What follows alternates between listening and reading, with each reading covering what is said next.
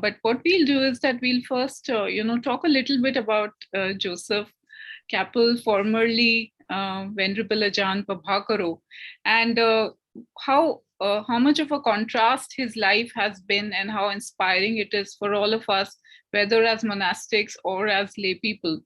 So, friends, we are here to commemorate the 104th birthday of our revered teacher, Venerable Ajahn Chah, who's been instrumental in spreading the roots of the Thai forest tradition, not just in Thailand, but his inspiration led it to the West, and then it led to Southeast, and it led to countries like India.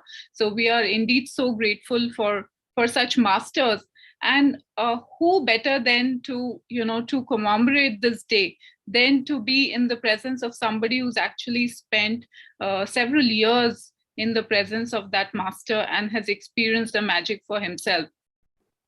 So to speak about Joseph, as I was speaking of a contrast, and maybe I'll just share my screen as well. So today we are here celebrating the 104th birthday of Venerable Ajahn Chah. Yes, that's a moment to maybe bow to this teacher also. Maybe let's do that. Let's think of the Buddha, Dhamma, Sangha and bow 3 times as we proceed. So first bow. Second bow. And third bow.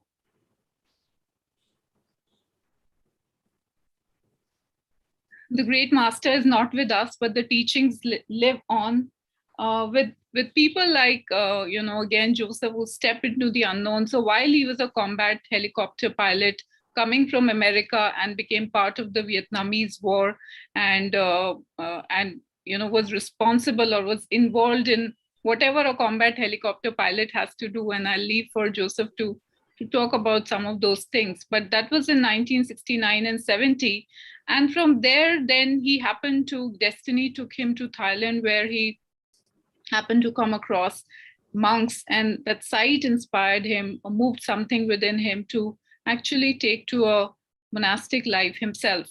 And several years down the line, not only was he one of the first few Westerners, which means, and we know, especially for people who are, not from Thailand or not well versed with this language, how else we would have received it if it was not by people like Joseph and others who actually went to Thailand, ordained there, and their language became the way by which we could understand the Dhamma that came from Venerable Ajahn Chah.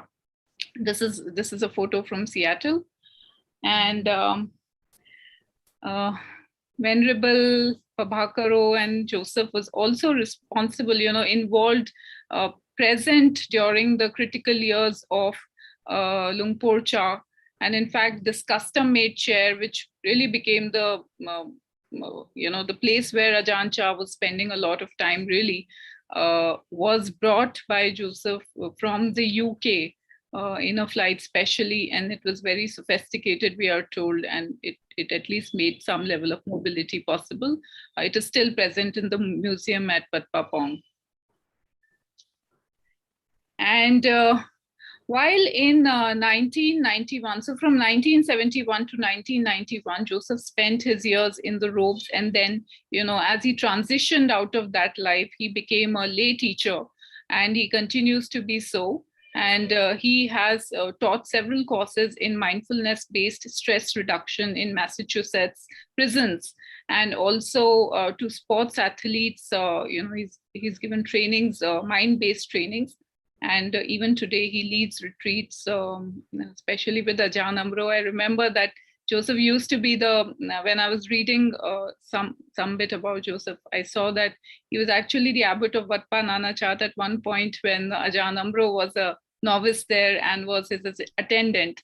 And that's a trivia. And also for Joseph, he's been attended to Lumpur Cha and has really been with him closely. So we'll hand it over to Joseph now to share his times with Ajahn Chah, which we are very keenly looking forward to hear from you, Joseph. Thank you for that wonderful introduction, Deepti. just to further very briefly, because I'm very mindful of our time frame, and we have roughly an hour and a half today.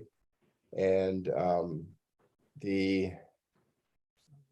what's very important to me to begin is the acknowledgement of all the key players that have brought this meeting, this opportunity, and I am most grateful for that, because I left the robe over 31 years ago now. So from 91 until the current day, I've been on, the journey has continued. The journey has not stopped by any means, and the great blessing is that I have made effort over these years to stay in close contact with the monastic community, most especially Lumpur Sumedo and the group of elders who are my generation, and too numerous to name, but that I acknowledge all of them for their support and over these years, because it's not been an easy transition. Today is the honoring of Lumpur Chah, Ajahn Chah, Prabodhian Tera, of one of the greatest masters that we have from the 20th century. If I have and do forgive me, my mind is not the clearest. Both my wife and I have been ill, so my brain power is not what it usually is, but doing my best to speak from the heart as Ajahn Chah taught us, and with the time that I spent with him is absolutely formative in who I am today. And I've been elevated to this position through a sequence of events, and is really my life in how the choices that I've made. And of course, it was very difficult to transition from the combat experience that I had in Vietnam, but the incredible contrast when I first went to Thailand from Vietnam and saw Buddhist monks for the first time, walking alms round in the quiet morning and silently, and never having witnessed that, it was such a beautiful contrast. And that really planted the seed for me to pursue further the teachings of the Buddha, and was very blessed to meet Venerable Ajahn Chah through a sequence of events that was the word destiny. And I know if Ajahn Amaro is listening or listens to this, he doesn't like the word destiny, but I'm not here to please Ajahn Amaro or anyone else today. I'm here to tell my story. And but karma is probably the best word that we all weave the karmic results of our actions, and we find ourselves in this lifetime and in a lifetime that if we are exposed to these teachings that allow us to have a full awareness of what it is to be born and to be a human being. Regarding there's so much to talk about when Ajahn Chah's name comes up. And as many of you know, but to reiterate, he did not live that long. And his life was cut short for various reasons, and had an illness. But often great masters, their teachings and what they have to offer are often expanded and elaborated and embellished more once they have passed. So I'm not here as an authority on Venerable Ajahn Chah, but I am here as an authority of my own experience with Ajahn Chah. And one of the things that Ajahn Jayasaro in his Stillness Flowing book said, he says, this is my version of Ajahn Chah. And it is just that, it's my version. And everyone who met this great master will have their own version. And of that, they are the authority, because that one-on-one relationship that so many of us were blessed to have will each tell a different story, will have their own memories of what that was like to be in his presence and to travel with him, in my case. And I'd like to focus, to keep it fairly simple today, on the trip in 1979 that I was his attendant and translator for that trip. And it turned out to be his only visit to the United States. It was his second visit to the West. The first visit he was just went to the UK and France, and I believe that was all. And then the second trip, he was invited by a gentleman, Jack Cornfield, to come and visit the United States.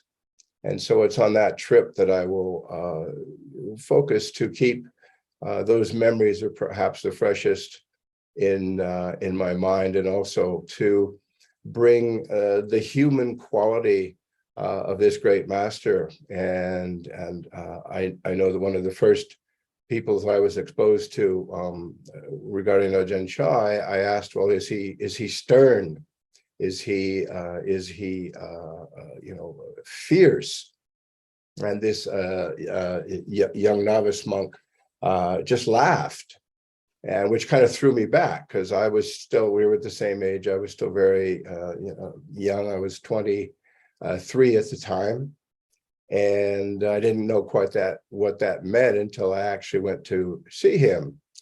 And to my surprise, he was a most delightful presence. And that is one word that can really summarize what he was, is that ability to be present, and as if you were the only one there, even though there'd be other people, he would give you due attention. And throughout my time with him, I observed this over and over again, and that ability to adapt, to be able to flow with the conditions as they presented themselves. And this indeed was very inspiring, because I was responsible for his care during this time. It was both a great honor, but also it was a burden, because the burden being that I had to be there to cater to his needs, to coordinate things, and I don't compare myself to the great Ajahn Ashoka, who's been looking after for 10 years now, Lupa Sumedho, but there's certainly things that we share, and that what it means to have that kind of responsibility. But it was primarily a joyous one, simply because there was never a a dull moment, because he was seeing things for the first time, experiencing the United States, of which he had heard so much about. America. Everybody has heard of America, and has their own, kind of their own understanding of that, and what it is to about the country and things. And I don't want to digress into anything about, particularly about this country, but the thing is that he was able to experience firsthand for himself. And so there's so many incidents that happened during the time when we first arrived in the States. We arrived in Massachusetts, where I live now, in the state of Massachusetts, here in the East Coast of the United States. And we were greeted by the group at IMS, which is Jack Cornfield and entourage, that came to meet him at the airport. And of course, it was great celebration to see the great master to show up in this country. And yet every situation, and as I recall, but in this moment able to recall, is that each situation he was totally present with it, whether he knew the people or not. And certainly he could not, he didn't really speak, any English. The one thing he did learn was cup of tea. And that was from the chanting, was when we chanted, he was upa kappa tea, and in one of the blessing chants. And so he learned that was a cup, that there was that the word cup of tea. So he would always jokingly say, well, when the people, English speakers here, upa cup of tea, they think it's tea time, time for a cup of tea. And he always managed to find, good humor in things. And yet, on another hand, he was extremely serious. He was extremely mission oriented. And what I mean by that is one thing that he on this trip, that he was bound by, and I remember at IMS translating his teaching, and he was quite forthcoming, especially about the precepts, especially the 5 precepts as the foundation of sila for living one's life. And when he would be talking, he would say, well, today I'm going to speak a little bit, harshly to you. I'm going to be a little bit fierce, because that you need to, to hear this. He says, but if you do have a problem with that, he said that's okay. He says, you can blame the Buddha, because the Buddha told me to say it. and so he had his own forces for backing him up and doing what he did. And one of the statements that stands out, and I heard this years later, and these talks are still available, the IMS talks, where I was translating along with Paul Breider and Jack Cornfield were helping me, because they both speak Thai, and we're able to do that, because when you're taking it on single-handedly, it can get quite it can be quite difficult. But that he said that in the precepts themselves, he said that sila is the mother of all Dharma, of all Dhamma. So sila is that. So what did he mean? And I didn't translate it perfectly when I think back, but when you and I reflect on this, we realize that sila is so instrumental. It is the foundation from which all good things can arise. And without that foundation, without in this case, the five precepts, that we don't have a good ground. We're not standing on solid ground. And so during this trip, he would reiterate this wherever we went, the idea of the precepts, not as and he would be able to say it in a way that people would understand, and that that ability to understand was a gift that he had, because even though he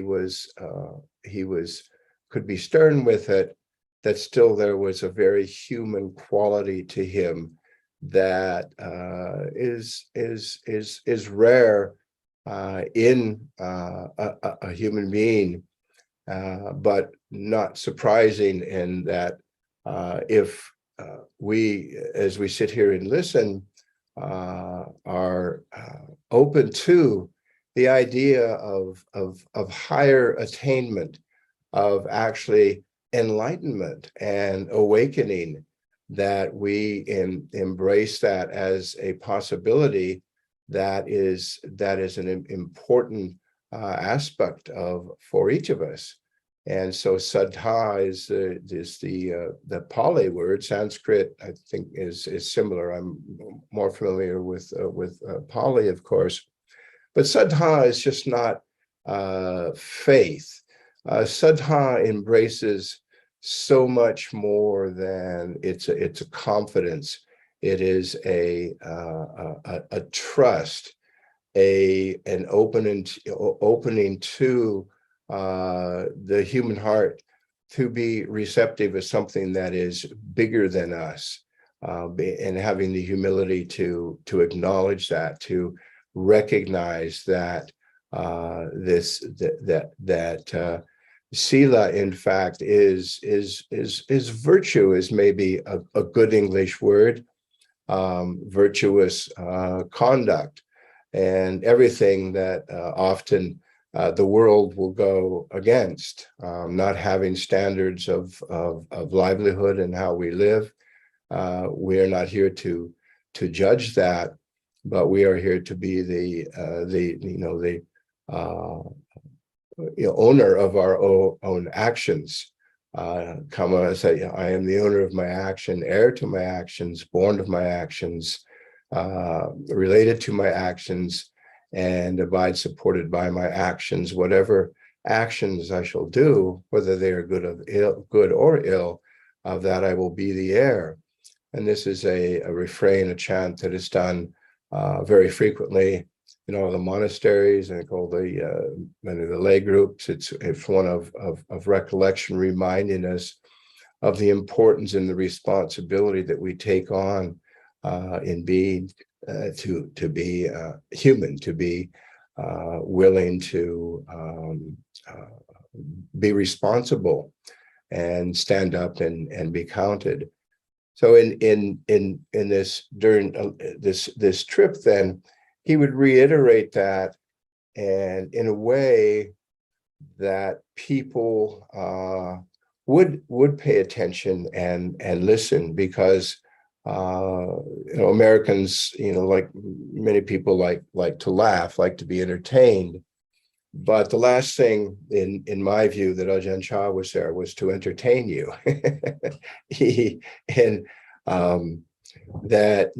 But he was there to help you. To a very good friend of mine, when described him when he had first and had never encountered anybody quite like him. He said, I knew that he wasn't my friend, but that he loved me. He wasn't my friend, but that he loved me. And that's quite an interesting statement. And I think probably everyone who did had that feeling that he cared about you, whether you choose the word love. Sometimes it's a little bit too emotionally charged, but love is love. Love is important. Love is in the deepest sense caring for others above oneself, being willing to, to sacrifice and hold other people in a higher esteem than one's own selfish needs and wants and so on.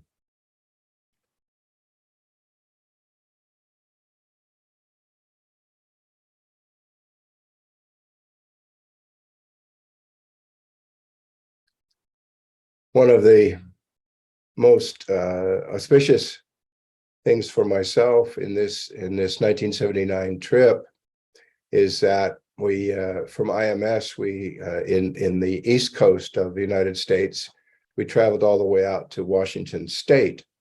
And so for those not familiar with the United States, you have Washington, D.C., which is the capital and where all of the political activity and everything. But then there's Washington State, which is in the totally the other side of the country. It's the northwest portion of the country. And that's where I was born in Seattle, Washington, as well as Ajahn Chah was also born in Seattle, Washington. And so we traveled there to visit my family and actually stay with my family there. And we gave, and so wherever we went, that there were the ever-present of Thai people, because Thai people have just those that have been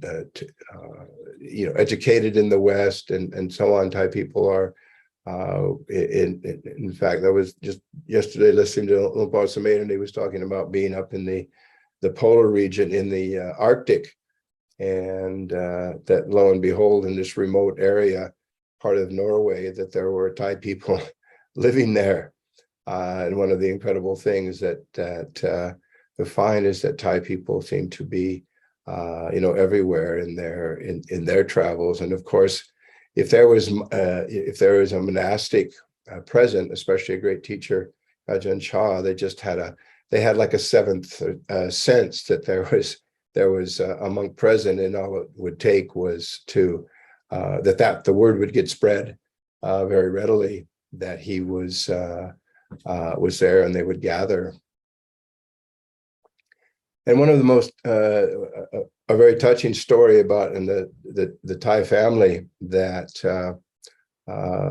adopted him right away, still live in Seattle, Washington State. In fact, Luang Por Sumedho on his current journey to the United States was staying with the Konkarats in Seattle, and in the same house, which is transformed and is much larger than it was in those days, but was just there visiting because of his in part the choosing of his journey, because that's of course his place of birth, and was there. But there was a young man at the Konkarats house, and they were quite fascinated by this American, this big tall American, Pabakro, that was tagging along with Ajahn Chah, could speak good Thai, and was like wondering, what would compel him to be a monk. I mean, why would he do that? And you must appreciate that the people there are moving in that's like a pendulum swing, that to the affluence of the West and of America and education and so on. And why would that be, so important? Why would you give that up? And of course, for all of us, and I bet every senior monk and many others too, was like, well, it was something that we wanted to give up because we saw something much more important than say the material wealth and so on that most people were pursuing. And so this one man, he kind of chimes up, and so Ajahn Chah says, well, he says, in the old days, so this gentleman was asking, he says, well, why would he do that? He says, well, he said, in the old days in Thailand, that an initiation for young men was to become a monk for a short time, and was very auspicious, expected, in fact, as their initiation into into manhood, being a responsible person in society, and so on. He said, in those days they would take the robe and sometimes stay for several years, and then may actually realize they don't want to leave, and then remain in robes and for the rest of their lives. And so this Thai gentleman, he was like so puzzled, and he said, Ajahn, I don't understand. He said, if that was the case, he said that with the human species would be extinct because everybody would become monks. And Ajahn Chah, of course, not ever missing a beat, and he says, and I'll say it in Thai because it always helps me to remember. He says, Yom, คิดเหมือนไส้เดือนขูดดินขูดขึ้นมาเพราะกลัวดินจะหมด So that translates, he says, you're thinking like an earthworm. He says an earthworm spends all of its time digging the earth and pushing it to the surface, pushing to the surface, digging and pushing all this earth. He says it's not in thinking that it's going to run out of earth, but it won't run out of earth. There will always be more earth. You're thinking like an earthworm. So which, and I don't know if that gentleman is still alive. There's people on this call, I think, today will know, and I'm not sure if he can laugh about the story or not. But it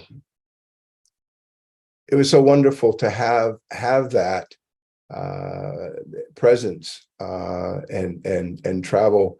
I remember one of my colleague monks at the time, he says, you're traveling with Ajahn Chah, it's like taking your church with you. Wherever you go, you're well taken care of. To travel with this great teacher. We were giving a talk at a Quaker society, which is the Quakers have meeting houses, and they're often very nice. They let other they're non-denominational, so their centers are often great places to give public talks. So they had arranged a public talk in Seattle at they're called Friends Centers for the Quakers. And they have a very interesting tradition of sitting in a circle and in silence. And so we were at the there, and it was well attended. There, I imagine it was 50, maybe 100 people. It was the hall was very full, and of course it was on a busy street, and we had what normally would happen is he would lead a bit of a quiet meditation and sit quietly, and then afterwards he would open it up for people to ask questions. And so that whenever Ajahn Chah asked a question, be careful.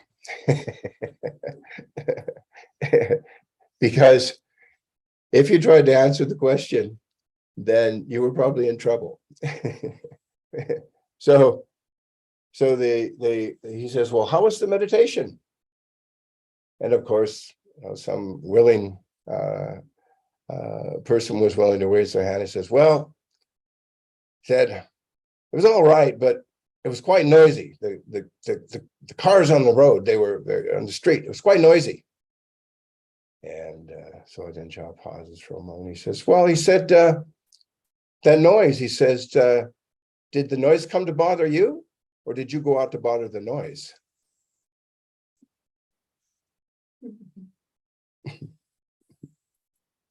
Point taken.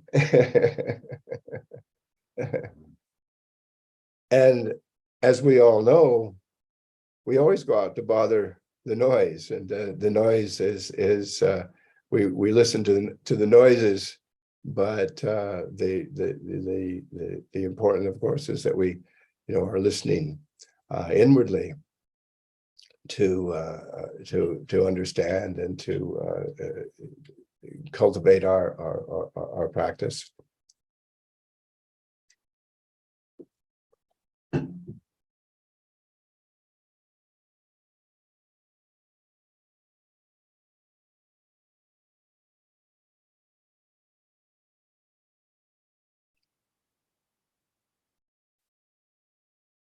One of the beautiful things that I find to this day, when I'm able to recollect and remember, and we see it in the monastic tradition, I think more than anywhere else, is the art of the pause, the ability to be with silence and not be a problem.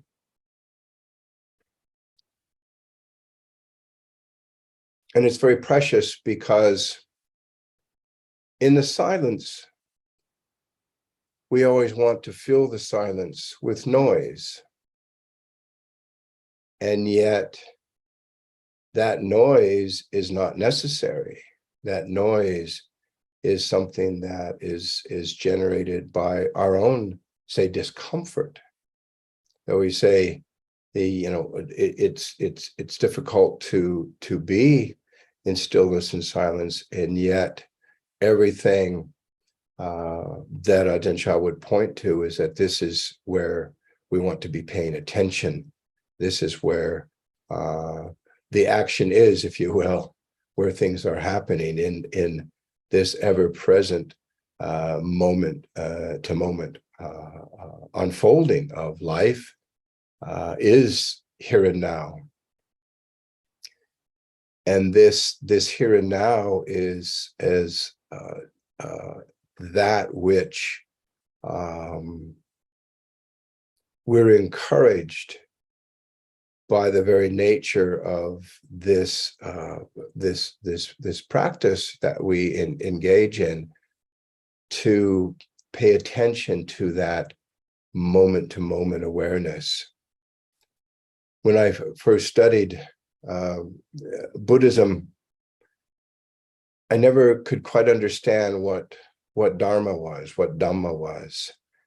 I could understand the Buddha as the enlightened one, the great teacher, the great master, 2,565 years ago, depending on the calculation that you use. And then, of course, the Sangha, those that follow in the Buddha's footsteps. But and so they were somewhat concrete, and we have that today. How incredibly blessed we are to still have this monastic tradition. But then when I would look into Dharma, what is Dhamma? What is Dharma? That there was never anything concrete to actually hold on to. And this is most interesting, because that we are looking for that thing to hold on to, and let the very thing that we want to hold on to defies being grasped or held or made as a static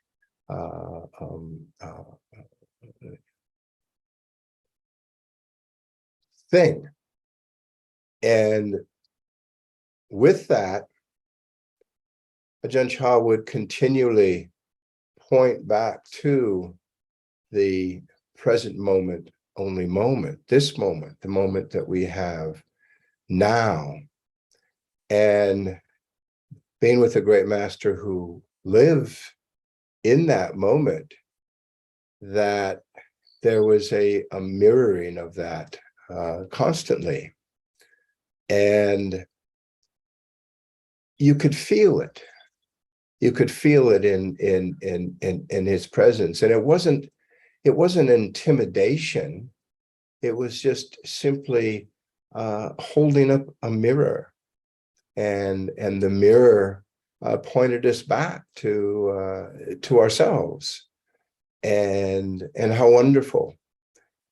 And one of those things that when we do the recollection of the Dhamma, we do sanditiko akaliko ehipasiko opanahiko pachatang.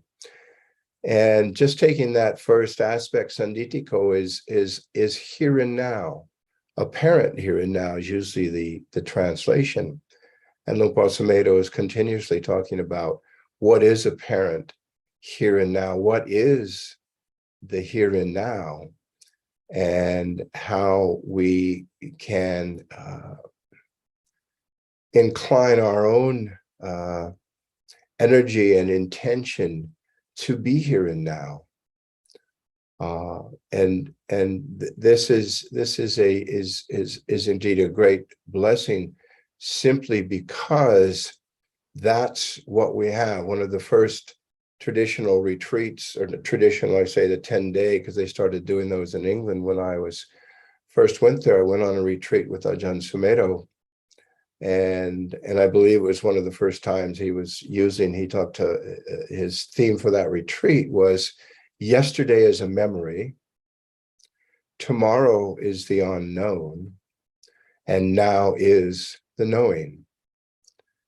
And he teaches the same way, only more refined, pointing even more to it's like this, to this here and now, and that the memory is never, that the memories that we have are in the present moment. Anything that we're inclining towards of the future is happening in the here and now.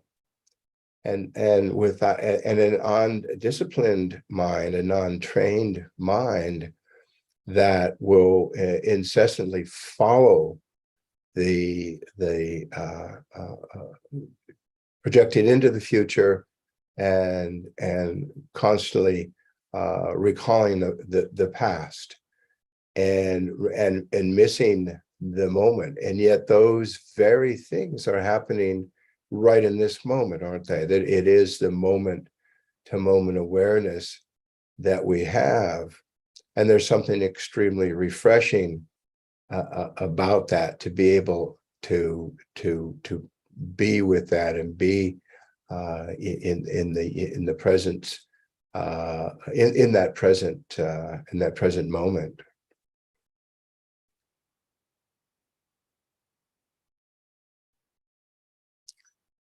I have one not last story, but getting to 45 minutes of the first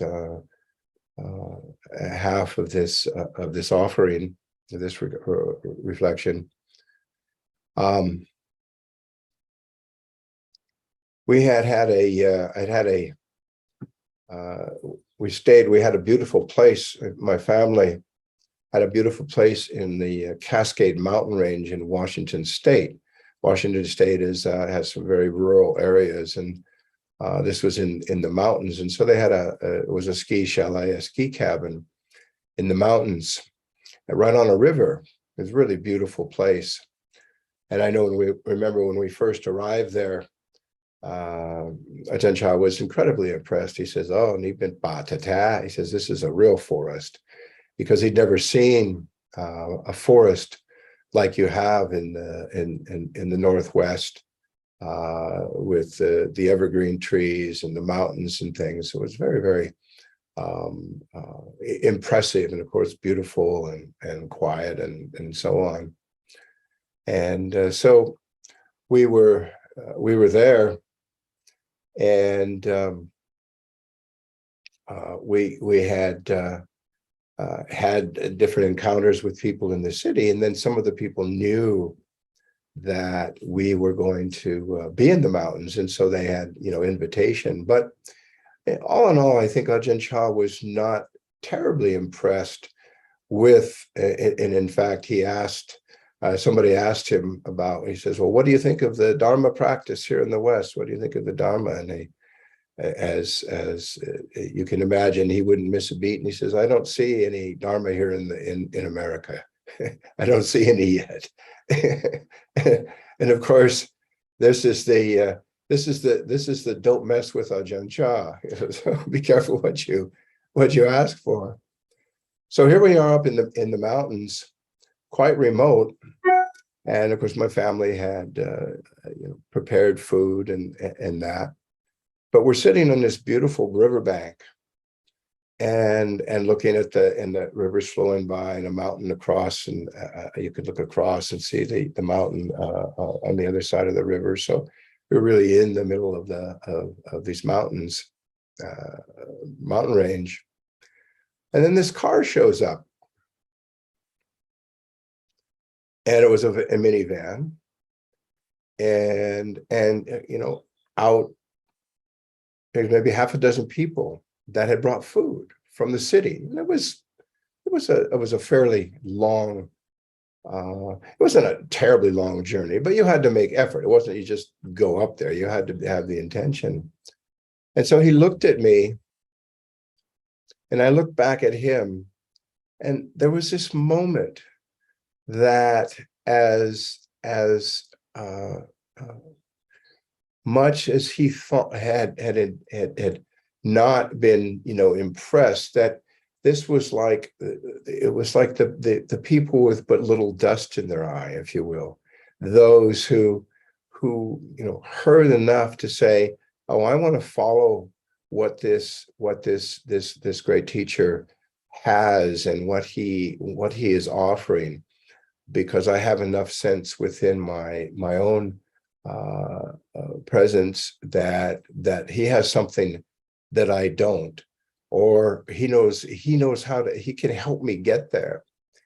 And so we both looked at each other. He turned to me and I turned to him, and he says, well, and I said, well, it's people, they were at the talk the other day and they've come up to offer food. And there was this moment, and we both just started laughing. I can't describe it, but we just burst into, and it was like a moment of like the universe exploded into that he saw, and I saw with him, that here are people who have interest in these teachings, that want to know, that are the goodness that resides within the human heart. And so it was a very, very precious moment that we had. So I'm going to pause and at this time, and we roughly have another 45 minutes, and this is a time where people can, if they wish to ask questions, and anything that you might, I will do my best to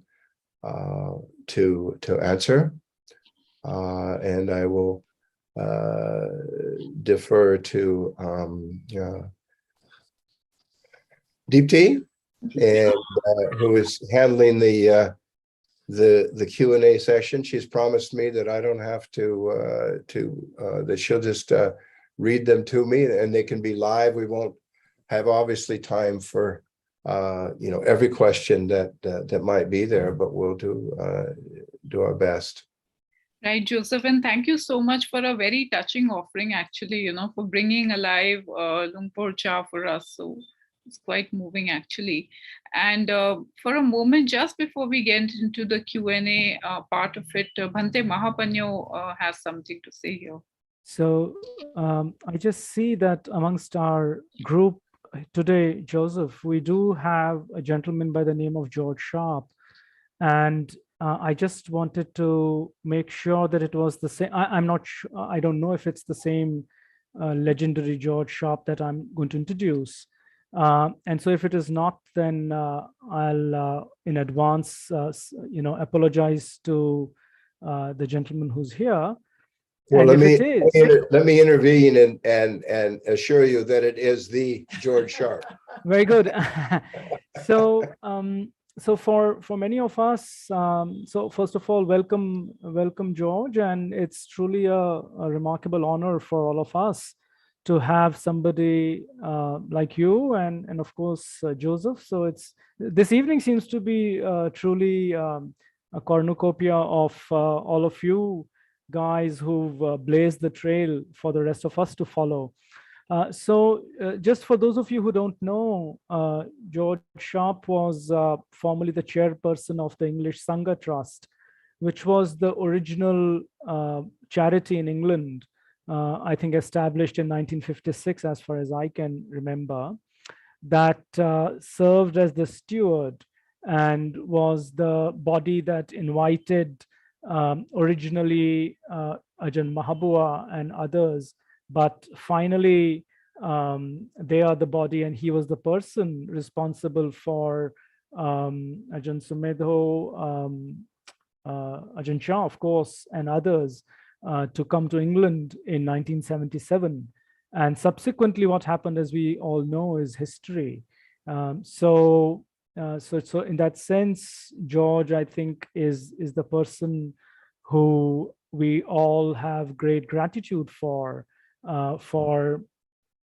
bringing the great master himself and Ajahn Sumedho and many of the other teachers then whom we all follow into England. And in some senses, I would venture to say that that's the reason that all of that dharma became available to people like us in the English language. Otherwise, of course, Thailand has had many other teachers, and yet it is the effort of people like George and certainly Joseph, who in those early years, and I'm sure it must have been extremely difficult even physically, apart from spiritually, to actually do all of what they did. So just with those words, expressing great gratitude and mudita for all of what George, yourself, and Joseph, you did. And I think it's a great opportunity. Well, I would also speak for my monastic brothers, that again, it is people like you who've made sure that the tradition remained available for people such as myself, who've come several decades after you, Joseph and George. So with much gratitude, I'd welcome. Well, I must say, Bhante, that I saw come up on the chat here. It says it is me. I don't have a mic. And I promise you, George, it's not by design that you don't have a mic, but we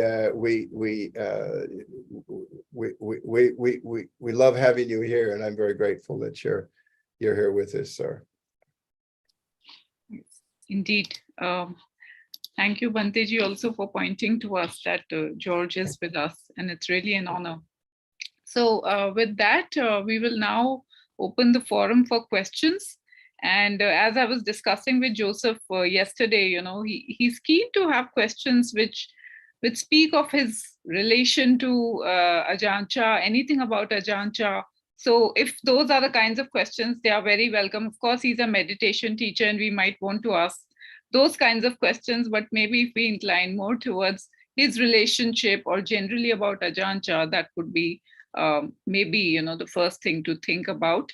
So you could either raise your virtual hand, and I see there's one virtual hand that's already up, and then so we'll invite people with their virtual hand up to speak on the mic, as well as people can put up their questions on the chat. But I think it's best if you actually call out your question for yourself. So we'll take it one by one. Rajinder ji, over to you.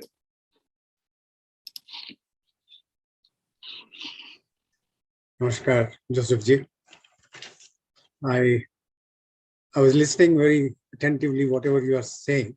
So before I dare to ask any question, I just am reminded that when questions were asked from Ajahn Chah, then it used to be very difficult, and you have been his pupil, so it is. I don't want to be caught in that particular frame of things. So, I mean, it was just a reflection on myself. But having been with Ajahn Chah and having been a monk and such a great teacher whom you revere so much, what was that point where you thought that you will become a lay person again and will? I know this must have been asked by many people who, but just a curiosity that why did it? Was it for a better, to propagate Dhamma in a much better manner, what you have been doing now? Well, thank you for your question, sir. Deepti and I were doing the dress rehearsal yesterday and checking out the mic and everything, and I read through the bio that I had and everything, and so it's very obvious that I did become a monk and stayed for 20 years, and I said a common question that Thai people like to ask is why did you disrobe? And Deepti says, well, maybe we should address the elephant in the room, and you say that right off. But I decided not to do that and wait for the elephant in the room to speak. So you, sir, are the elephant in the room. I don't have an Ajahn Chah answer to that. But I will briefly, because it obviously, or it is, very personal. The decision was very personal. But if you remember early on that I reflected on the idea of being the owner of one's karma, heir to one's karma, born of our karma, related to it, abide supported by it. And we live in a great mystery. And that is and so even myself, all these years later, it's been 31 years now that I've been a non-monk, but it has never left my heart. So what was embedded and nurtured and strengthened within this lifetime is with me for this lifetime. So having taken off the robe, I didn't take off the practice. I struggled. There were many things that I have struggled with.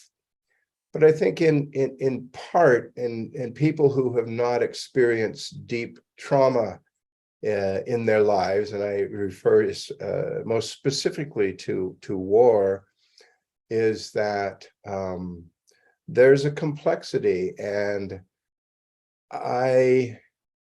when I decided to leave the robe, it was the hardest decision of my life. It was heart-wrenching.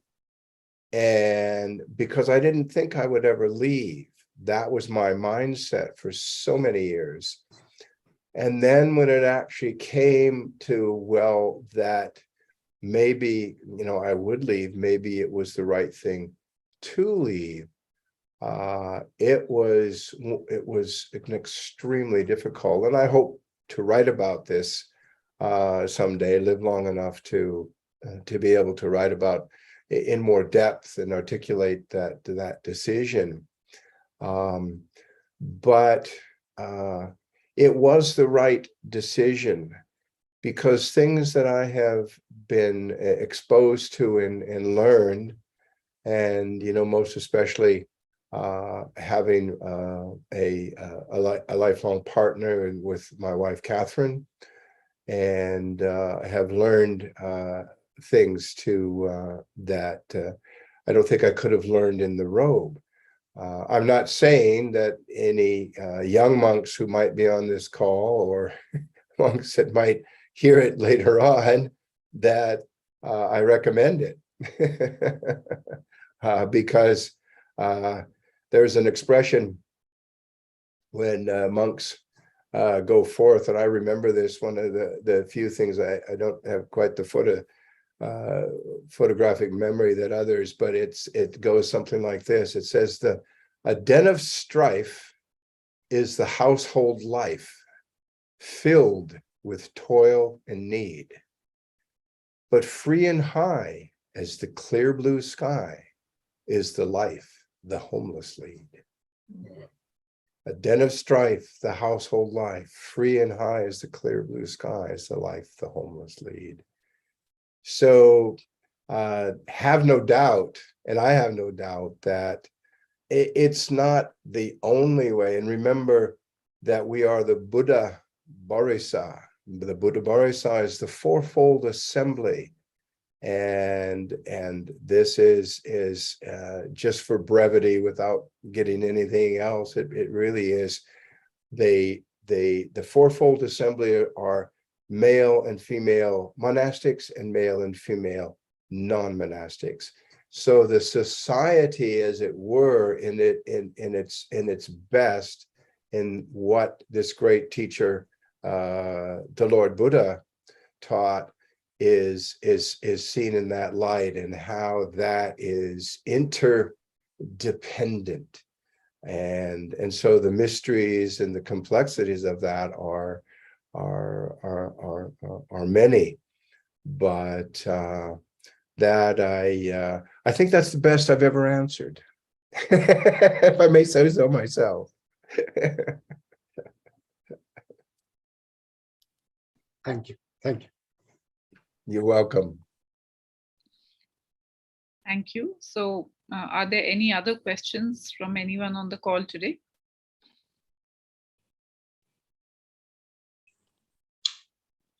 Can I ask a question in context of what was shared by you, Joseph? How difficult or what challenges did you face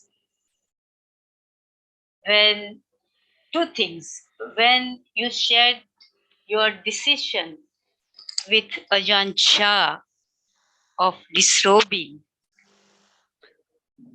Well, first of all, let me give it some context, because when I did leave the robe, he was already very ill, was no longer communicating, or it wasn't clear if he was communicating or not for quite some time. And so that he wouldn't, I mean, I can't say he wasn't aware. I don't know that he was aware, but that time had passed. So it wasn't like a decision that I was making with him. The decision was very much with Lupa Sumedo and the community at that time. And there's still two people alive that actually witnessed my disrobing. One of them is Lupa Sumedo. The other is a gentleman named Kirisaro, who was there, and then a gentleman who has passed on from the early years, Steve Saslav, or Santachito, was a monk for many, many years. And so that actual decision was it was a death and it was a rebirth. And what I can to put words to it, that once that decision was made, and then the stage, it's a very simple ceremony. It's just I mean, and it's been done over and over. There's nothing that formal. Of course, becoming a monk is more complicated, and remaining a monk is more complicated in many ways. But when I made the decision, and what symbolically Ajahn Sumedho did was to take my outer robe, the sangati of the bhikkhu outer robe. pulled it off of my shoulder. And then I went through a little, that building is no longer there at Amaravati. But then I went through to another room where I had some trousers and some clothes. In fact, my sister Gail, who is on the call today, I think she had sent them to me. But when I went through that door, I just started sobbing. I could not stop sobbing. And so it was significant, and so I went in, and it was just robotic. So it was actually it felt a death and a rebirth. That decision was that momentous for me. So I get in there and I fold up my robes. I have my trousers on, and still sobbing, I come back through just a small little. It was actually the old auditorium where Ajahn Sumedho was staying, in the back of this auditorium where he was staying in this little room. And so I come in and I come in to bow, and then to receive the 5 precepts. But the first thing that Ajahn Sumedho says as I walk in, he says, "What a handsome man." And that those that know him is one of those gems in his own Ajahn Chah-ness and way was able to pull off. And it certainly did break the ice for the moment, but little did I know how difficult that was going to be. So I hope that gives you some sense of that decision, and what that was like for me. And everybody's is going to be different. It's no different than everybody that knew Ajahn Chah is going to have their own stories. Those who have been in the robe, especially for any length of time. 20 years is not huge, but it's a significant amount of time. And that I think the longer one stays, the more difficult it is to leave. But also there has to be a resonance with one's own heart and what the calling may be. And George, he will smile at this. When I first left, and of course he discouraged me. He says, but when you first left, he says, I knew you were going to suffer. Those who know George can hear his words at that. I knew you were going to suffer, and right you were, my friend. Right you were. Thank you, George, for sharing. Joseph, for sharing all of this. Bhante, you have a question? Joseph, may I request some reminiscences from the early 70s? I'm guessing in 71, when you were a novice, there wasn't a Vatpa Nanachat. And so it would be fascinating for me personally, and for many of our group members here who visited both Papong and Nanachat, to just hear from you what things were like in those days. I'm guessing you were in Wat Papong early on, and then Wat Kun and so on. So maybe if you would share some of that, it would give us a great perspective to the great elaborate infrastructure, relative comfort we see now to the days back then. Sure. Well, one of the things is that, for the record, to help people understand, the Lompo Sumedho arrived in 1966, and was actually the year that I graduated from American high school at 18. And so he was there 5 years prior to any of the rest of us. There was a couple other Americans there that I had mentioned that came and went and didn't stay that long. So what he encountered was that much. Let me rephrase it. It would have been more difficult, and I'm sure all those that are around, and I know Paul Brighter is I think on the call as well. At least he said he was going to be, but that the difficulty that Ajahn Sumedho faced in those first 5 years, being the only one, and he has his own many stories of recounting that, recollecting that. But that first generation of Westerners, it was not easy. It was, we were tough, and I don't mean that any, but you had to be.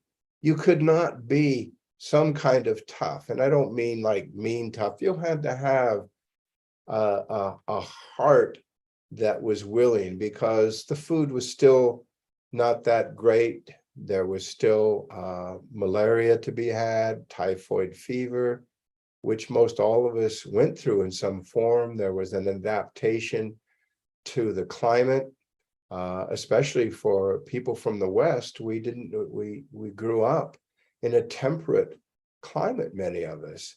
And so to be in a hot climate, and the food was relatively coarse. And so there was and the language barrier. But we had Ajahn Sumedho. He was there, he translated, he was there for us as a living example. So that was so important. And that we were able to also go out. And Ajahn Chah, in his cleverness, he realized that we weren't learning any English, that we were always speaking, we were all staying at Wat Pah Pong in the early days. And of course, it didn't take him long to say, well, Sumedho can speak Thai. So he realized, oh, there's all hanging around Wat Pah Pong, off in their little huts, drinking coffee or whatever drink we might have that was allowed in the evening, and chatting in English. All right, that's it. Party's over, Pabakuro, you're going to Wat Kun, Warapanyo, you're going to, another Wat. Each one was sent to a different monastery. And of course, that then we couldn't fall back on English.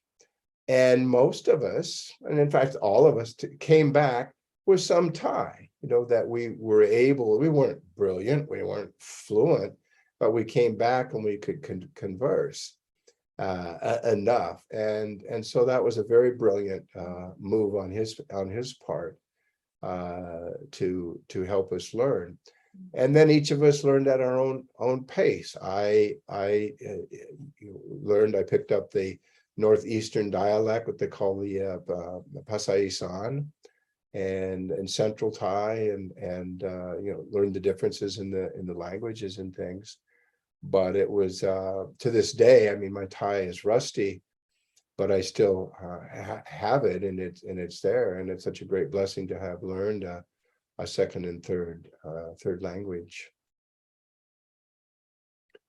If you want to hear about, well, I'll tell you what. Here's a place for a good story. Forgive me for this. It's not Indian. I know that it's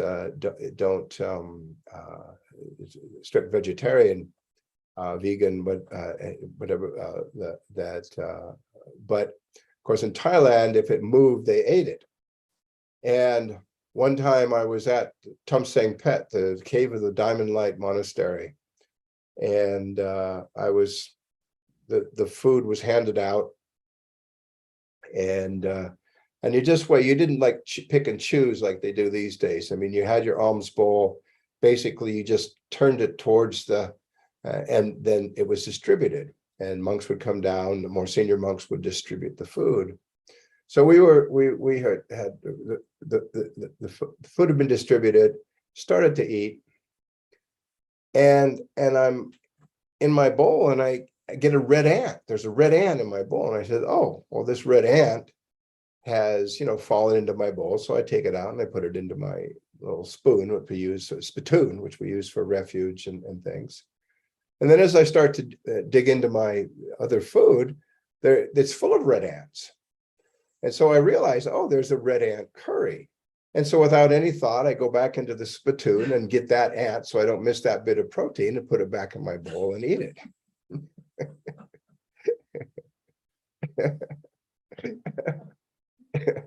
So a lot of times you didn't want to know what was in the food.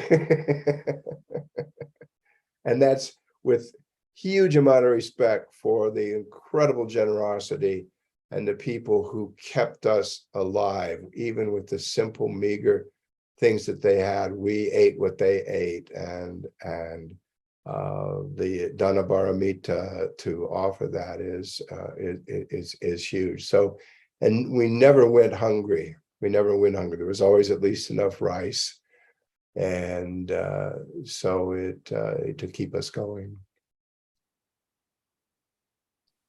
Thank you, Joseph, for that. And now the next question actually takes us slightly back in time. And the question is that, what prompted you to take to the monastic life and move actually out of that war zone? Was there some war-related trauma involved as well as you were in Vietnam? Wow. It's a simple question. It has a different levels. It has a simple, middling, and very elaborate answer. But from a young age, I had a very strong inclination, an intuitive sense. One, I had a very strong awareness of death when I was a really young. And I'm not sure if this is common. I mean, maybe it is. We encounter it, but I knew that I was mortal at a very young age, and which would petrify me when I would think about death as a little boy, and I'm probably talking single digits, 2, 3, 4 years old. My young mind would panic, like death, the end, that's it. And I would have like a panic attack. And concurrently with that, there was also a thing within kind of demanding equal attention. Is like, there's something in life that I will be good at, that I will want to embrace and to embark on as a lifelong journey. And so the Buddhism didn't happen until I went to Thailand from Vietnam, and appreciate that most GIs did not go to this rest and recuperation, whether it was Bangkok or Australia or Hawaii, different places. They didn't go seeking enlightenment. They went seeking, what young men seek. And so that was certainly in my intention. And yet when I landed in Bangkok that first time and saw Buddhist monks for the first time, saw them walking on alms, something much deeper took hold within my heart that attracted me, that I wanted to do more. And I like to say, I came through a saddha door, a door of confidence, of trust. I think many people come in through different doors, but some come through more an intellectual door, that meditation, work out your own salvation, whatever it might be. But I had an intuitive sense about what I was experiencing and what little I had read, that just said, there's something too right about this teaching for it not to be right, not to be correct, not to be true, not to resonate within myself.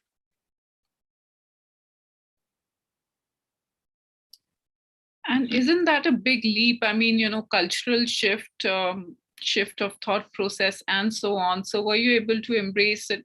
What was your process of embracing it? Say that again, Deepti. What was?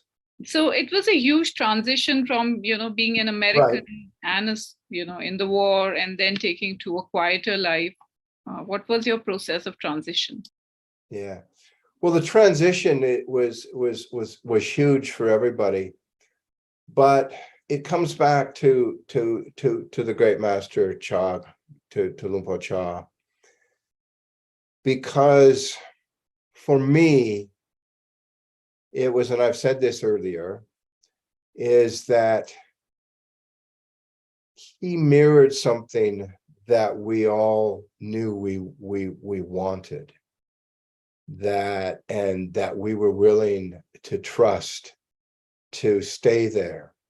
And he used to hold up his hand like this. And his hands weren't very big. He wasn't a big man. And I could probably, two of his hands would be in my hand. I have again a big American mitt hand. But he'd hold up his hand in those early days. He'd say, happy, 5 years, 5 years. And we knew what he meant. He meant, you need to stay 5 years. But I'm telling you, that little hand of his looked very big. It looked very big. The other thing that he said it's very interesting. He said, these Westerners here, and this may or may not be true, it was more of an observation, but I remember it very distinctly. He said, if they lived in Bangkok, not many of them would have made it. Not many of them would have stayed. Why? Well, Bangkok wasn't that far away, but if we lived in Bangkok, it would have been much easier to run home because Bangkok was just, that short trip. But because we were being cared for, visas were being sponsored and all of that. And so to go to, not that it was impossible, mind you, but you had to have a lot of things together, to go and then, leave and stuff. And, people did do that. But I thought that was very astute of him because, and there was a lot of truth in that. And, it was an overnight train ride or a 2 hour, I think a 2 hour maybe plane ride, an hour and a half, 2 hour plane ride, if I recall correctly. But there was something about staying, for me, it had the opposite resonance of like when I first wanted to go see Ajahn Chah, it was like, that was the front line, like the soldier in me that was in the front line of combat. I wanted to go to the front line, but this wasn't war with an external foe. This was the challenge and rising up to the occasion to look inwardly and be willing to have the courage and the staying power to say, I'm going to stick this out and learn.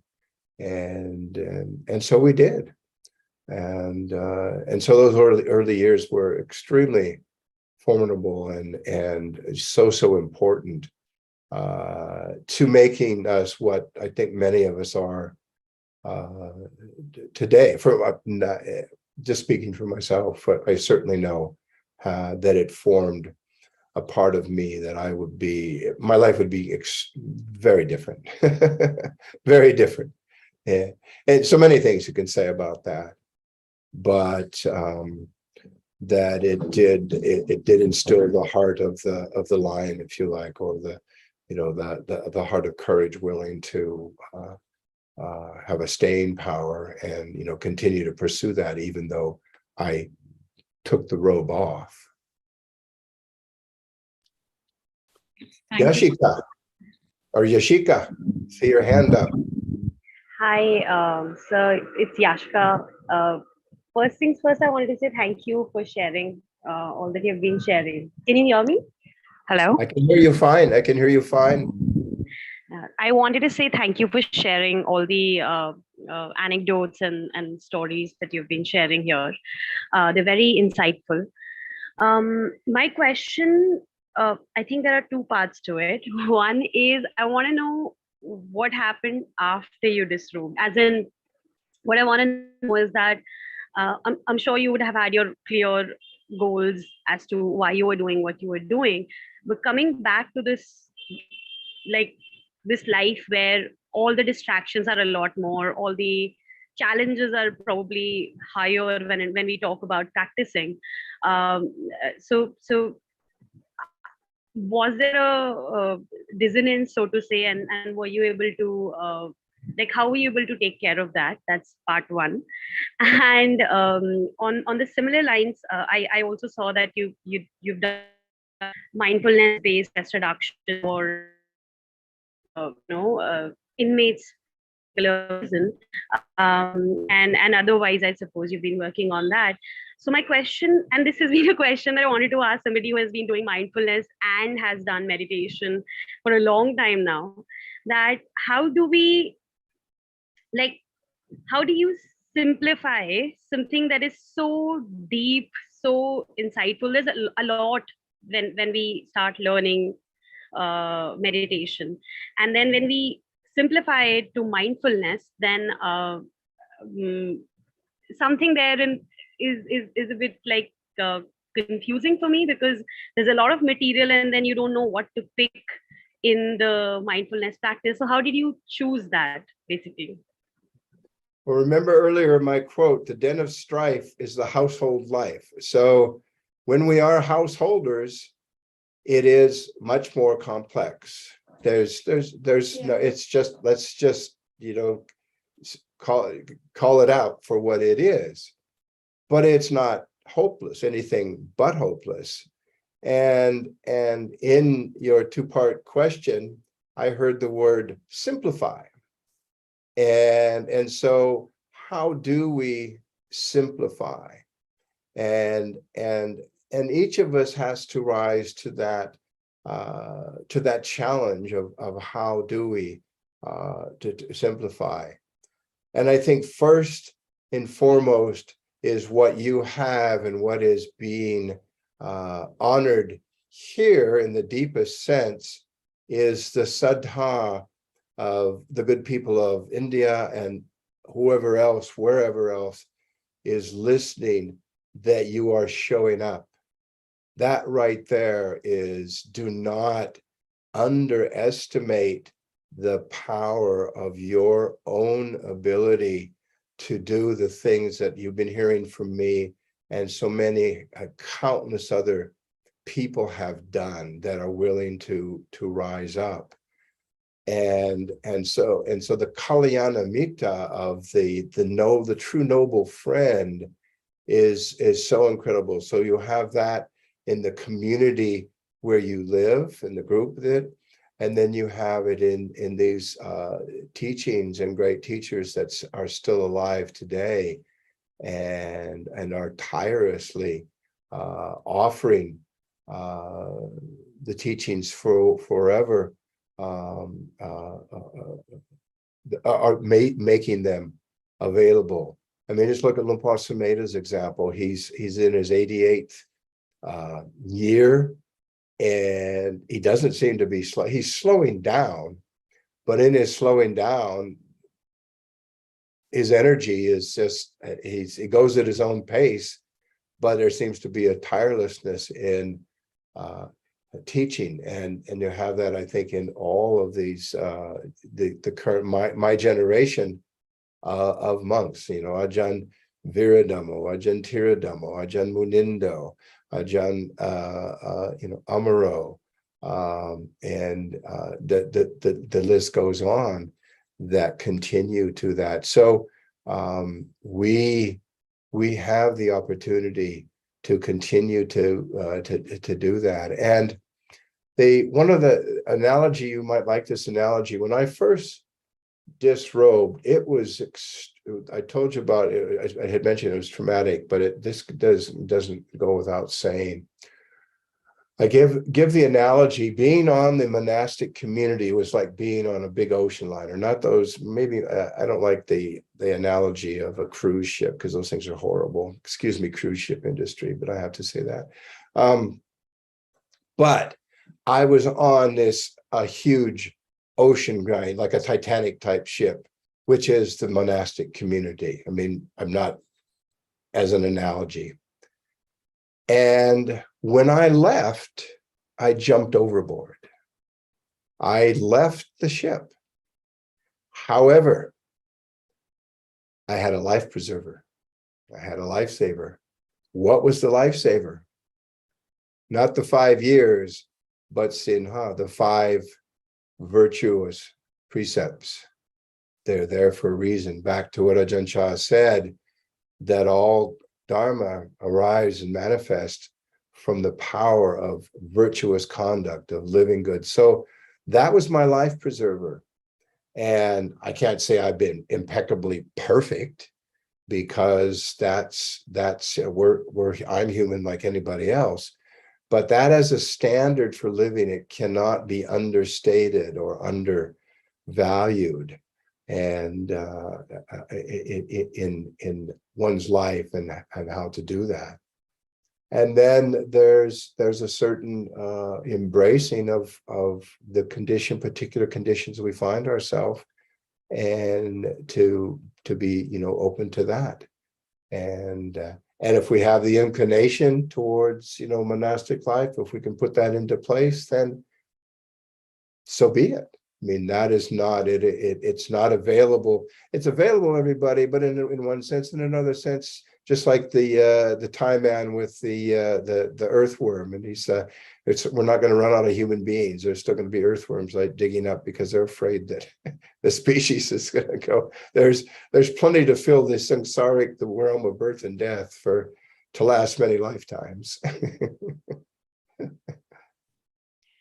Joseph, do we have time for another question? I know we are kind of, at 90 minutes, but if you're okay to stay on, and then we. Well, maybe we'll just have a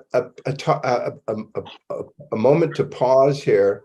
I am happy and still have energy to continue. But those that do have to go and attend other things, this might be a point where that invite people to and I've always been free to come and go as you please, but I'm happy to stay on for a bit longer. I'll let you call out if there's people. I still see 63 participants here at an hour and a half on my screen here. So I am happy to to continue for a bit longer, for sure. Thanks for that. So the question is, you've referred to the word Shraddha so many times today. So the question says that during your talk, one of the translation of the word Shraddha is the word trust. And Ajahn Sumedho also says very often, trust in awareness. Can you please help us understand the phrase trust in awareness? Right. It's that willingness to not know, isn't it? It's the willingness to not know, and trust that knowing will be forthcoming. It's everything in Saddha, in Buddha Dhamma Sangha, in Saddha, that these teachings are real, that there are realized beings still on this planet, and that and maybe many more. I mean, I don't have an enlightened being meter, so I can't but that is, as long as, I mean, I don't know the quote, I'm not that well versed in the suttas, but I think as long as there's something, the saying goes, as long as there is people willing to go forth and live this life of renunciation and pursue it with all of their heart, that the world will not be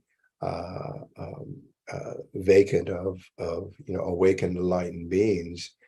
And it could say that it's not and this applies certainly to Ajahn Chah, and I think Ajahn Sumedho, maybe many others. I mean, some of the monks are very extraordinary. They have extraordinary gifts, and others, maybe not as much. But it's not the extraordinariness; it's the ordinariness. It's the human quality to be able, like Ajahn Chah, to chuckle at you and your own suffering, and not laughing at you, but laughing with you, and letting you know that yes, it is worth it. It's not easy, but it is worth it. And that is fills the human heart with wanting to persevere. And because there will be times that, and I've faced way more than I like to recount since leaving monastic life, where I've wanted to give up. I have given up and feel, and they're horrible. It's horrible. But when we think that we have a me and a mine, and there is a Joseph Kappel, or there is the ex Ajahn Prabhakaro, or there is, whenever I identify, it's very clearly, and Ajahn Samhita continuously points this out, is with the ultimate. And I think I'll pause here because I'd like to read, this is a good time. I had got this quote. It doesn't mean the end, but I love this. This is from Stillness Flowing. And this is, I just have it titled, Ajahn Chah, Understanding Suffering. So this is from, and I'll give the page in that. But if you understand suffering, then you can solve the problem. For this reason, the Buddha said that there is no skillful means to free the mind from suffering that excels seeing not self. That's all that's needed. It's the supreme, sublime remedy. If you understand suffering, then you can solve the problem. For this reason, the Buddha said there is no skillful means to free the mind from suffering that excels seeing not self. That's all that's needed. It's the supreme, sublime remedy. So that's from Stillness Flowing, page 757 in Ajahn Jayasaral's Stillness Flowing. So would the real self please stand up?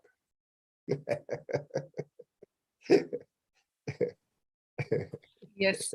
And Bhante has a question again. Yes. So Joseph, just leading on from what you just now said and read, I'd be quite keen to listen to you. What was it like as Ajahn Chah's health begins to deteriorate? Just that scene in front of the hospital kuti, which I have personally spent a lot of time in. Yeah. So what's happening now? So physically the body is going, and you're obviously very close to him. You're carrying him around when he's on an aircraft and so forth.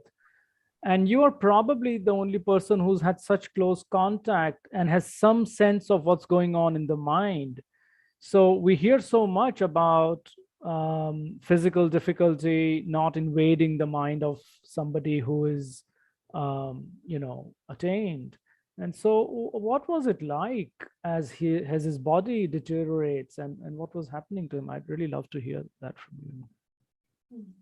I think what was happening was much more difficult for those outside of his personal care. And that's not to say there wasn't extreme difficulty for myself and during the periods of that, but it's like the demand of caring for him was so much that I didn't have time to have remorse about losing him, if you want to use that term, which is a worldly term, but to witness that and was extremely difficult. But there were so many things that were demanded of me and any of the monks that were looking at him, especially in the hospital and then the surgery. I mean, there was a huge part that I do hope to be able to write in more depth. There's things that will never be shared, and I'm sure there's many things that people with Ajahn Chah that are not, to be shared for good reason. But those things that are in due course, I hope to be able to write about that and that inner struggle. So it was difficult. Because it was not always easy looking after him, because what you must appreciate, I love the quality of the Thai people, is that they really are, attached to their great teachers and masters.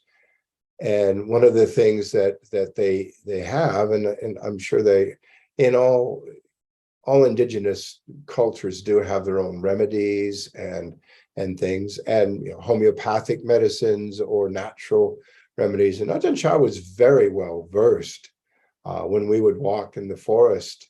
Of course, I would never remember. I learned a few things, but he'd stop and he'd hold this plant, and this is good for indigestion, or this is good for something else, or for stimulating the appetite, or whatever. So they were well versed, and each village had its own medicine doctor that made its own medicines. But I found myself in a position that was in conflict with Western medicine and having care from Western trained doctors, even though they were Thai, they were Western trained. And then all of the doctors that have every cure that will bring Ajahn Chah back. So I could often find myself in a very difficult position. And one of the reasons I was in that position is because I could do things that a Thai monk couldn't. So I could be the bad guy. And I didn't mind being the bad guy. I mean, I wasn't loving being the bad guy. And what I mean by that is that I could say, no, it's now time for him to rest. Many of the Thai monks, later it became easier as his health was such deteriorating things that it was very routine. But early on, I mean, he would not be the best patient, because he loved being with his people. He loved teaching. He loved talking. But I'd come and I forget what he'd call me sometimes, and he says, "Oh, here he comes. I'm going to have to go now." Something like that. And I was just firm, gentle but firm. And some people may not think that I was always so gentle, but that's I had a lock and key, and I did, locks in one situation. I did, just to reiterate the point. Of course, that's unheard of. You don't lock the key on the great master. But he gave me his permission in his own way, because he knew he needed rest. He knew he needed to take care of himself as best as he could, and that certainly was in part his intention. And what did you reckon was going on? I mean, it's a little bit of second guessing that I'm asking you to do, but how was Ajahn Chah himself, in your estimation, responding to his own deteriorating body, Joseph? Well, and I think I summarized it to some extent, but just put it in another way. There came a point where he no longer could make those decisions. It was a very strategic point. It was a very timely point. I can remember it very distinctly, and where it was obvious that he had changed. Everything is speculation. What happened? Did he have a stroke? Did he have this? Did he have that? I don't know that anybody knows. I don't claim to know. I have my own sense about what might have happened, but even that is my own speculation. One, I'm not a doctor, and I can't really analyze that. But the change was that he was no longer the great master to make the decisions that then, this is the beauty of the Mahateras, or the senior students of his, then rose up as a body of his closest disciples and intervened in that decision making. And so it's very complex as far as what unfolded and what happened from there out. But so I don't speculate about how much, like earlier said, did he know, or does anybody know, or does he remember me? and people would project onto him, and that's everybody's right. Oh, he'd sometimes like, raise his hand like this and back down, and people would say, oh, he remembers me, or he recalls me, or whatever. And maybe he did. I don't know. I mean, I can't really, I can't answer that. Yeah.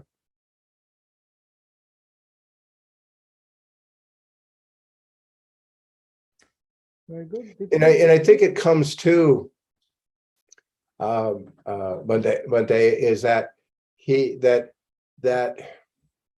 maybe it's our own insecurity in some ways. Is what if I come to a point where I'm no longer in control of my senses, or lose my mind? I mean, Ajahn Chah gave a talk on losing your mind. It was a great talk, but that our own fears and insecurities, that we want to be to the bitter end, making the calls and making the decisions as best we can, and certainly we do want that's very human, and that it's understandable. But there are no guarantees. With birth came aging, illness, and death. And those are the four messengers. And the fourth, the important messenger, of course, that the Buddha saw was the samana, or the sadhu, the yogi, that was the aspirant, the seeker, looking, instead of looking at the negative signs of humanity, aging, illness, and death, birth, aging, illness, and death, the messenger of hope was the messenger of the religious or the spiritual aspirant or seeker of truth, and that then all bets are off, because it gives that idea of hope, if you want to use the word hope, or they're like, okay, that's what I'm going to trust.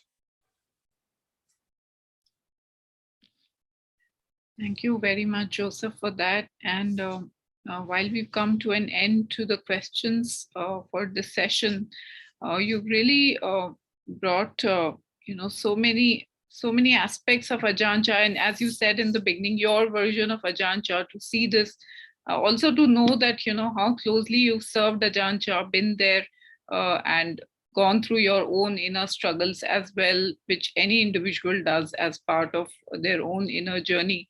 You also gave us a perspective on what it means to be in the monastic life, as well as what it means to transition out of it. And I think that's a very important perspective for us to hold in our minds. It challenges the biases that we have, and therefore your explanation here was very helpful on so many ways, and not to mention commemorating our great master today.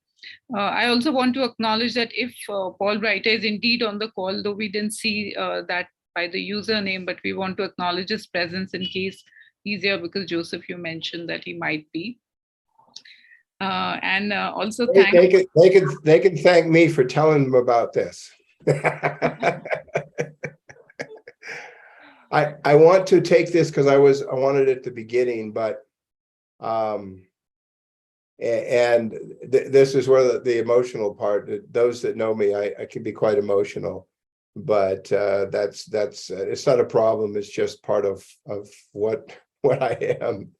But sitting here, has been here the whole time, is I cannot underestimate in any way the support that I've got from my loving wife, Catherine. And, she's had, a trust and a faith that she has to have the heart of a lioness to deal with a person like me. And there's so many behind the scenes that have happened along this journey. And even when I've given up on myself, and she hasn't given up on me. And that's very, very important. And like I said, a den of strife is the household life, but then one uses what you have to continue your journey and embrace that and as much as possible. And so many others, all of the people earlier on, but that brought this about. Monday Mahapanyo, and who I heard earlier was going to take it in a back seat, but he's been here front and center, which I'm very happy he has been. Thank you, Bante, and all the wonderful people that have showed up and been here and stayed with the call. And I know it will be, and I'll probably listen to it at some point. One of the hardest things is to listen to your own talks. And some people can do it. I know some people said, I never want to listen to my talk. I never listen to them, but I think there's always something to learn. And Ajahn Chah used to listen to his own. He had a tape recorder back in the early days, and he loved, recording. And he loved listening to other teachers, teachers like, the Venerable Buddhadasa Bhikkhu, one of the great minds and Buddhist teachers of Thailand, and who influenced the translation chanting to start at Wat Pah Pong in the early days. And so, yeah. And anybody I've forgotten, please forgive me. It's not tiredness. It's just say my mind is challenged like at many, and so memories aren't so clear. But I feel good about very good about this opportunity and being able to come and be here, and the invitation.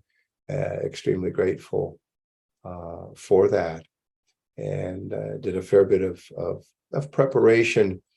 But yeah, that's not necessarily as a closing, but that really my whole life and everybody's whole life is in preparation for this moment, isn't it?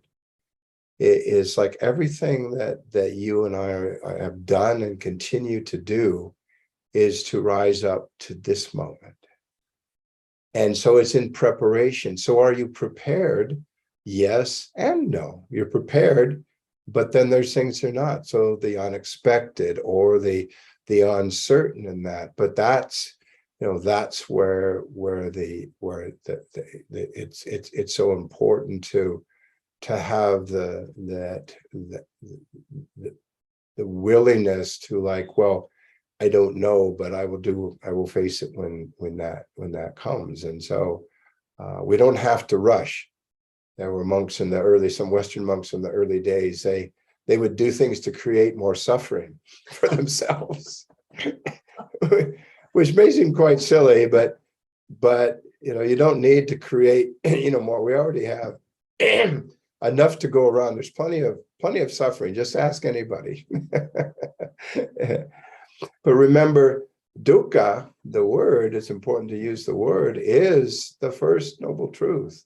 And it says that there is dukkha.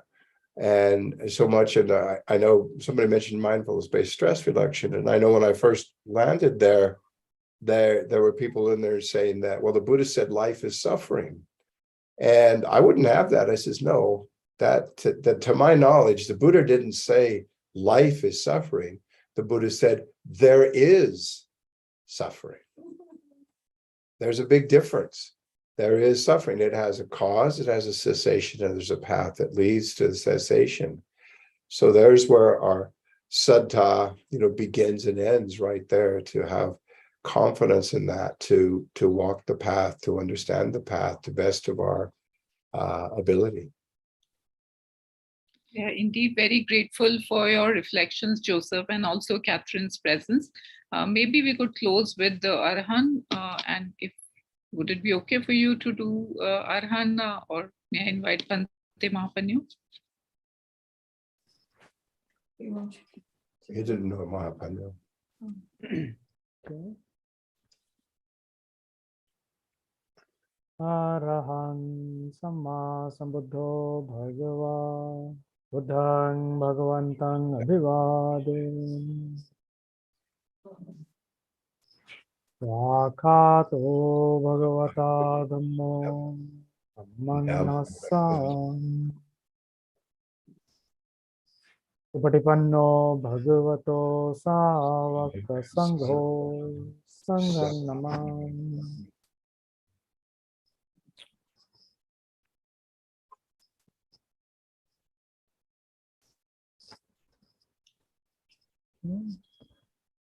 Thank you. Thank you very much, Joseph and Catherine. Thank you, Banteji. And thank you everyone for joining today. And Joseph will share the link with you. See you, Catherine. Thank you. Thank you to George Sharp. Thank you. And thank you to our own George Sharp in India, Dr. Dhar. He's playing pretty much the same role that George played many decades ago of bringing the tradition here. So good day, good afternoon.